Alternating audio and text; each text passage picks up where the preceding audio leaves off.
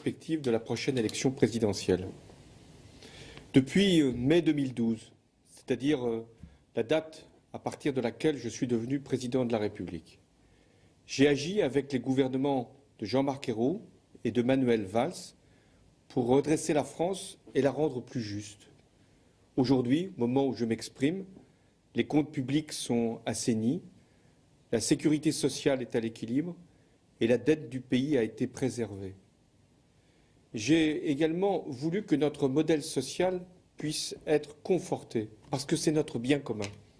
Je l'ai même élargi pour permettre à ces travailleurs qui avaient commencé très tôt leur vie professionnelle de partir plus précocement à la retraite.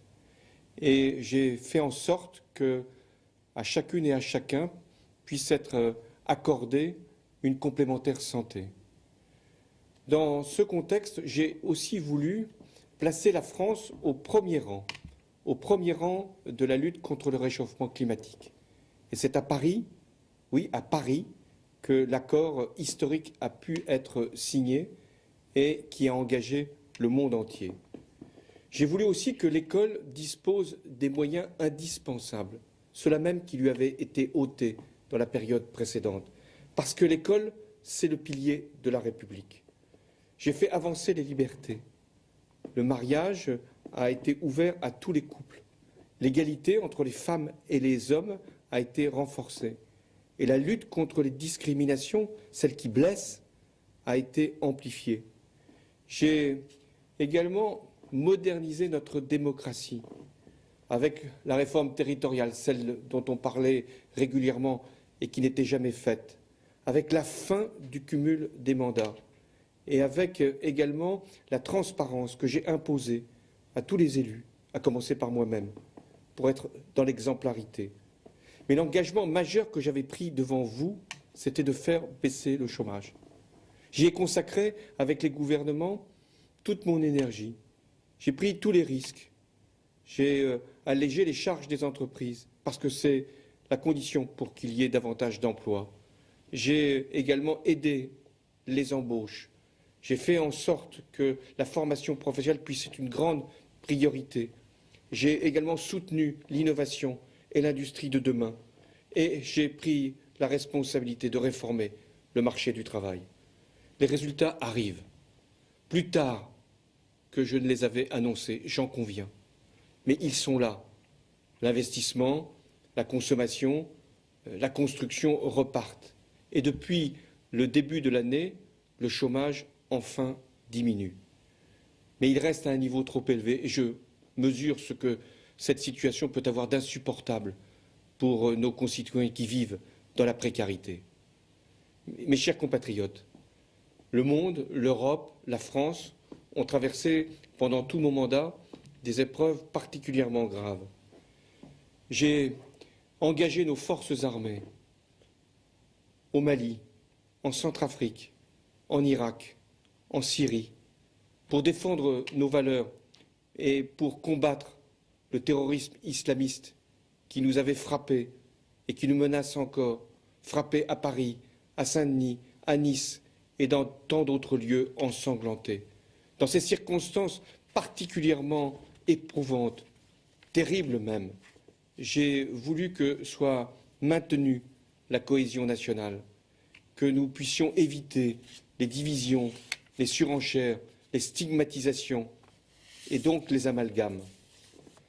Mais en même temps, nous avons tenu bon et j'ai pris les mesures qui étaient nécessaires. Notre arsenal pénal a été durci, sans mettre en cause à aucun moment nos libertés. J'ai également procédé à des recrutements massifs dans nos armées, dans la gendarmerie, dans la police, parce que nous en avons besoin et qu'il y a encore beaucoup à faire. Sur les réfugiés, j'ai tenu à ce que la France puisse prendre sa part, parce que nous sommes la France, dans l'accueil de ceux qui fuyaient la guerre et qu'en même temps, nous puissions toujours maîtriser nos frontières. Sur tous ces sujets, je n'ai qu'un seul regret, et je veux ici l'exprimer, c'est d'avoir proposé la déchéance de nationalité, parce que je pensais qu'elle pouvait nous unir alors qu'elle nous a divisés. Au niveau européen, j'ai agi en votre nom pour que l'austérité puisse être enfin terminée pour beaucoup de peuples.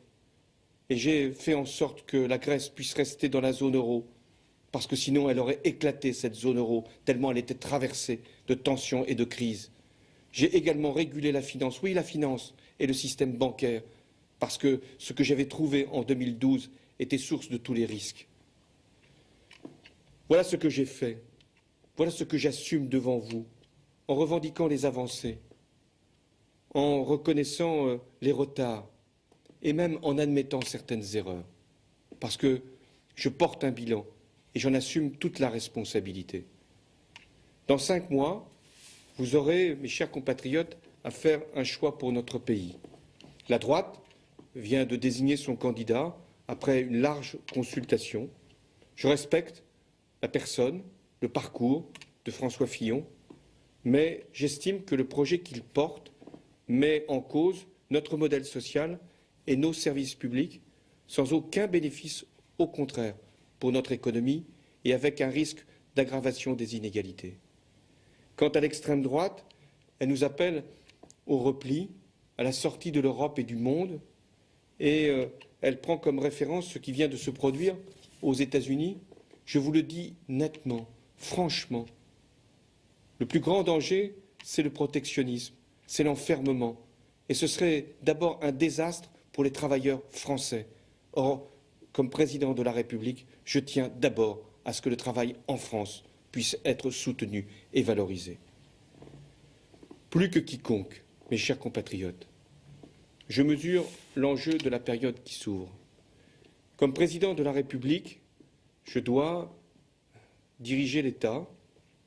J'ai la responsabilité d'assurer le fonctionnement régulier de nos institutions jusqu'au terme de mon mandat et dans un contexte où la menace terroriste n'a jamais été aussi élevée.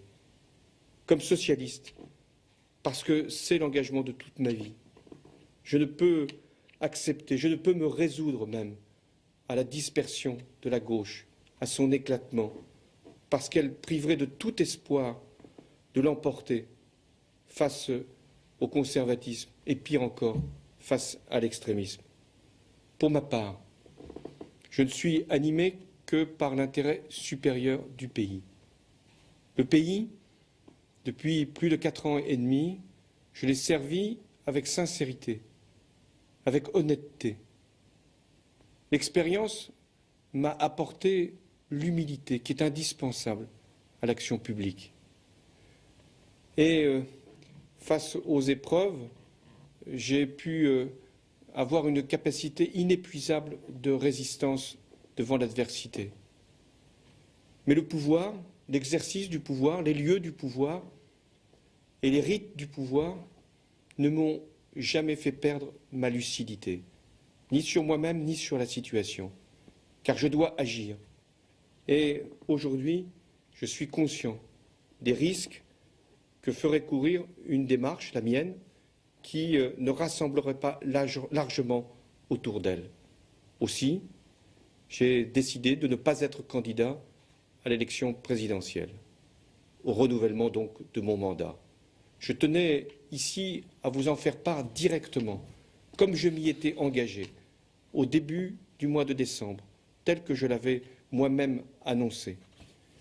Je le fais en prenant toute ma responsabilité, mais aussi en appelant à un sursaut collectif et qui engage tous les progressistes, qui doivent s'unir dans ces circonstances. Parce que ce qui est en cause, ce n'est pas une personne, c'est l'avenir du pays. Je ne veux pas que la France soit exposée à des aventures qui seraient coûteuses et même dangereuses pour son unité, pour sa cohésion, pour ses équilibres sociaux. Voilà le message que j'étais venu ici vous adresser. Dans les mois qui viennent, mon devoir, mon seul devoir, sera de continuer à diriger le pays, celui que vous m'avez confié en 2012, en m'y consacrant pleinement et dans le dévouement le plus total à la République. Vive la République et vive la France.